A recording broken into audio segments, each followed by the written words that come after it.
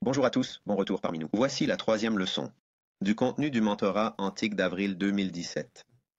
Ce mois-ci, nous enseignons à l'ICT le modèle de day trading. Et cet enseignement porte spécifiquement sur la gamme des négociants de la Banque centrale. D'accord. Pour la gamme des courtiers de la Banque centrale, je vais supposer que vous avez déjà parcouru mon tutoriel YouTube qui traite de la fourchette des courtiers de la Banque centrale. Mais si vous ne l'avez pas encore fait, ce tutoriel est si vous ne l'avez pas parcouru, celui-ci vous apprendra à peu près tout ce que vous auriez dû glaner dans cette leçon. Tout ce que vous auriez dû apprendre de cette leçon. Mais nous allons supposer pour l'instant que vous comprenez ce qu'est la norme. Maintenant, nous devons d'abord avoir une plage ou un nombre ou un niveau en termes d'un point central. Puis il doit s'écarter au-dessus ou au-dessous de ce point pour nous donner notre écart. La fourchette d'un cambiste de la Banque centrale est un moment spécifique de la journée que nous allons enseigner dans cette leçon, mais pour l'instant, je veux que vous pensiez les fourchettes en termes d'un niveau supérieur prédéfini. Nous dirons que la boîte centrale, je vais entrer dans les détails et vous montrer à quoi cela ressemble dans un graphique. Mais pour l'instant, nous devons savoir, conceptuellement, s'il existe une fourchette que nous avons jugée, une fourchette de prix spécifique et importante. Une fois que nous l'avons déterminée, la hauteur de cette fourchette, du plus haut au plus bas, en fonction de deux types de paramètres différents que nous allons passer en revue. Cette mesure de la fourchette de prix, en termes de pips, peut être reproduite ou répliquée, si vous voulez, sous la forme d'un écart type. Un écart type au-dessus et au-dessous correspondrait à la même fourchette ajoutée à le haut de la fourchette du cambiste de la Banque centrale, et un écart type est la même fourchette, qui fait que la fourchette totale du cambiste de la Banque centrale, en termes de pips, et nous soustrayons cette fourchette de la fourchette du dealer de la Banque centrale basse de la Banque centrale, ce qui nous donne un écart type au-dessus et un écart type en dessous. Cette fourchette serait ajoutée à le haut du premier écart type et soustrait de la valeur basse du premier écart type en dessous, ce qui nous donne le deuxième écart type, et l'on continuerait ainsi répliquer la fourchette de la Banque centrale avec l'écart type déviation 1, 2, 3 et 4. Typiquement, la plupart des jours de vente créent le cours le plus élevé de la journée, de la fourchette du courtier de la Banque centrale jusqu'à 3 écarts types. La plupart des jours d'achat créeront le plus bas du jour, de la fourchette du courtier de la Banque centrale jusqu'au troisième écart type. Idéalement, les jours de vente, le cours le plus élevé de la journée ne dépasse pas de plus de 2 écarts type la fourchette du courtier de la Banque centrale et souvent d'un seul écart type. Idéal, jour d'achat, craint le cours le plus bas de la journée, pas moins de 2 écarts type en dessous de la fourchette de la Banque centrale. Et idéalement, souvent, vous verrez qu'il y a un écart type en dessous de la fourchette du courtier de la Banque centrale, créant ainsi le plus bas niveau de la journée. 4 écarts type au-dessus, pour un haut, la journée, va se dérouler dans la foulée d'un événement d'actualité à très fort impact, événement d'actualité pour la session à Londres. Il en va de même pour les jours d'achat si le cours est inférieur à 4 écarts type. Il s'agira généralement d'une nouvelle à très fort impact où le prix peut baisser ou augmenter jusqu'à l'écart type 4 pour créer un profil d'inversion du marché pour la séance de New York.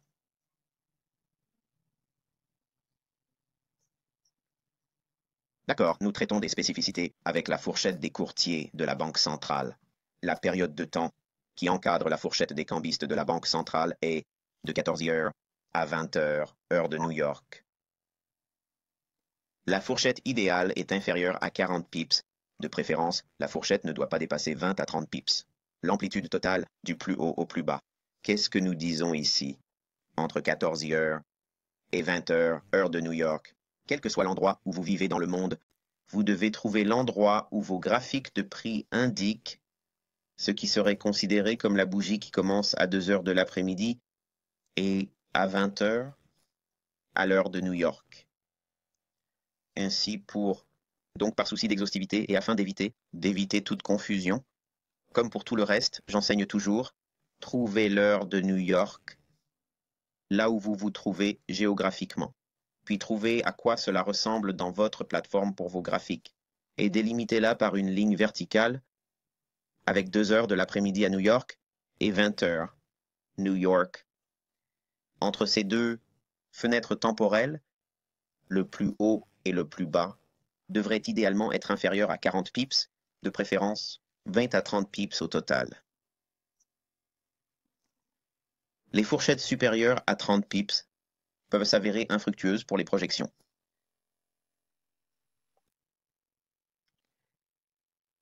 Nous pouvons maintenant utiliser la gamme de pips en étalonnant de haut en bas ou en utilisant le Wix, ou encore nous pouvons utiliser l'intervalle dans le corps le plus élevé et le corps le plus bas, quel que soit le prix de clôture ou d'ouverture le plus élevé, et quel que soit le prix de clôture ou d'ouverture le plus bas entre 20 heures et 14 heures, heure de New York. Il est évident que nous devons connaître le biais directionnel pour que cela nous soit utile. Il faut donc l'utiliser conjointement pour que nos projections fonctionnent. La force de la fourchette du courtier de la Banque centrale aide à la sélection du plus bas ou du plus haut de la journée. C'est la chose la plus importante sur laquelle nous pouvons nous concentrer en tant que day trader.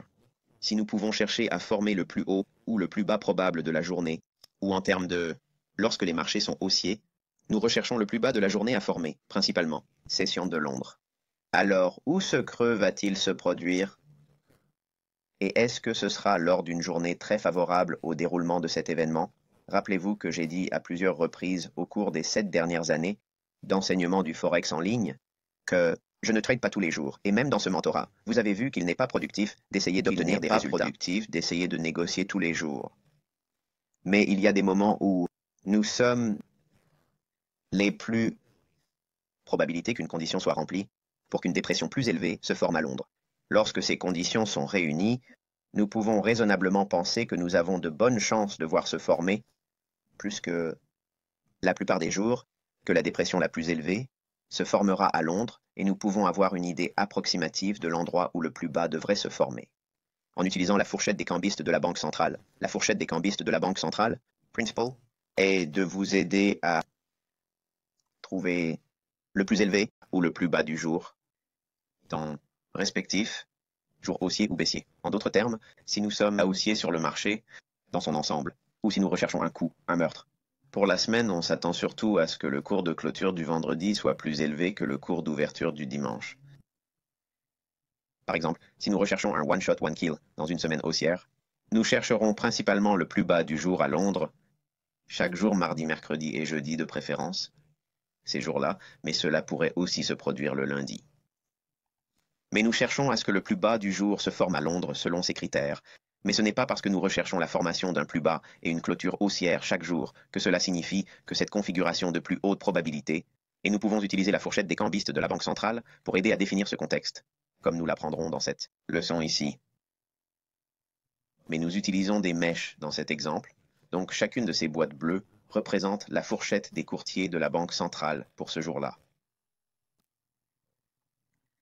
Ce graphique représente la fourchette des négociants de la Banque centrale avec l'utilisation des corps. Je dois admettre que j'aime utiliser les corps principalement parce que les mèches vont toujours montrer un prix erroné. Un prix erroné en raison de la marge de négociation de votre courtier.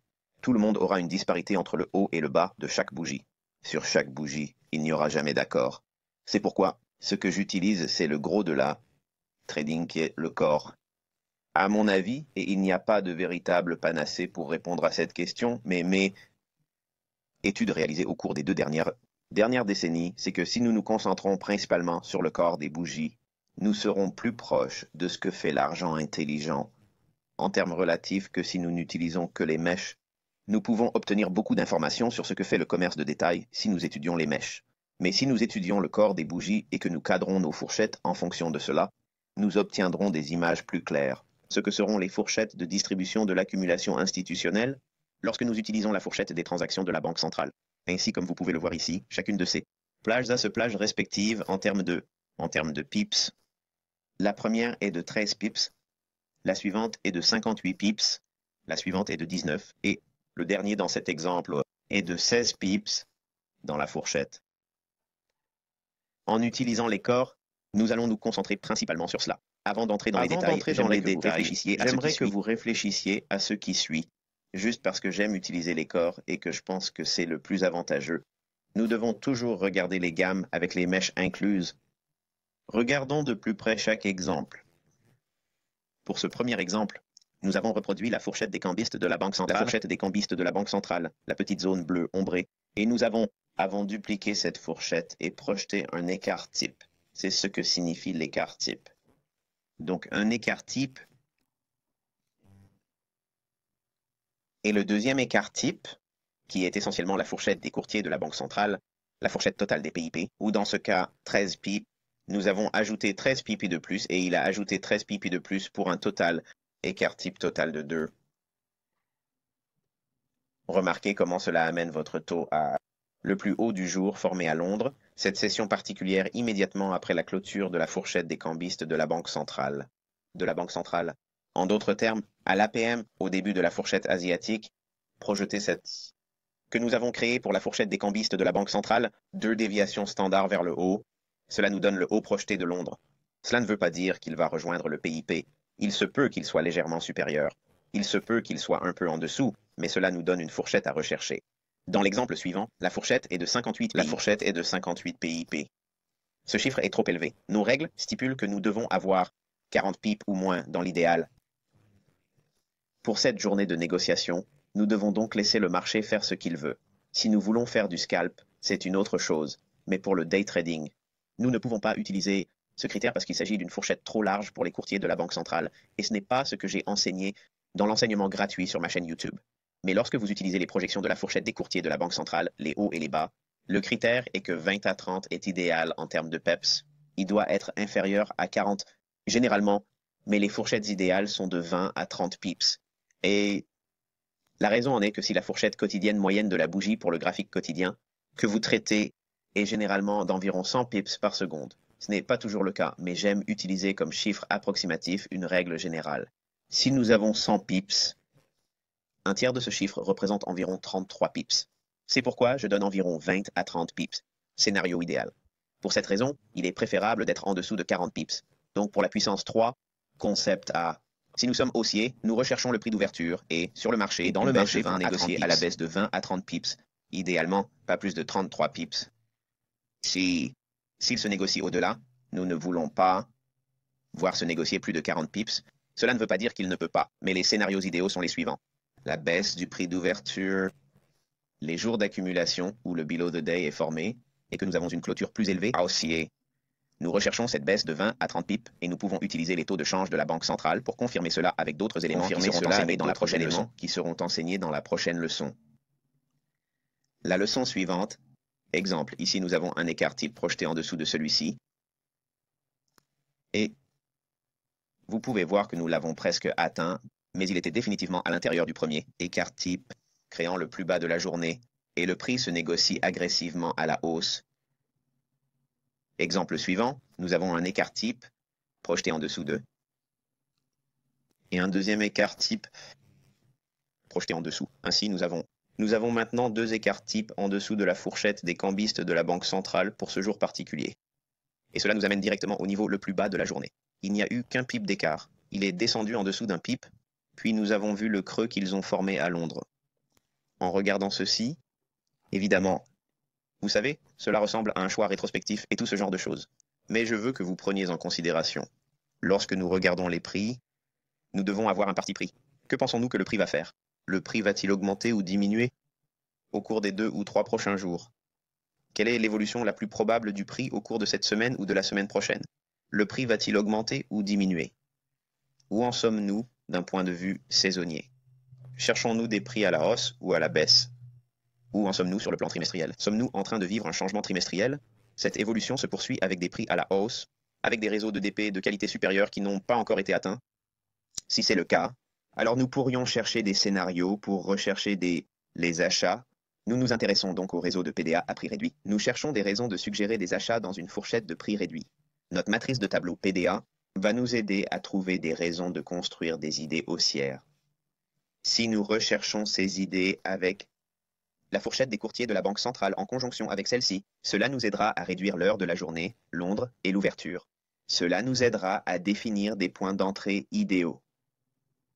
Donc, si nous regardons le graphique quotidien et que nous voyons que le prix se négocie à la hausse sur un réseau PDA Premium et que les marchés sont baissiers, nous recherchons des prix plus bas pour un scénario one shot, one kill, en recherchant une semaine de clôture plus basse. Nous pourrions rechercher un 2 ou 3 écarts type à la hausse, alors que la fourchette des courtiers de la Banque centrale se situe idéalement autour de 20 à 30 pips. Et si nous obtenons cette projection jusqu'à Londres, nous avons un grand avantage. De notre côté, que nous allons probablement atteindre le plus haut niveau de la journée lors de la session de Londres. Maintenant, vous ajoutez à cela votre attente des tendances saisonnières. Tous ces éléments commencent à se combiner et à donner une image plus précise du flux d'ordre institutionnel et de la manière dont l'IPTA fait évoluer les prix. Dans la prochaine leçon, nous verrons plus en détail comment choisir le plus haut et le plus bas de la journée grâce à ces informations et à la fourchette asiatique.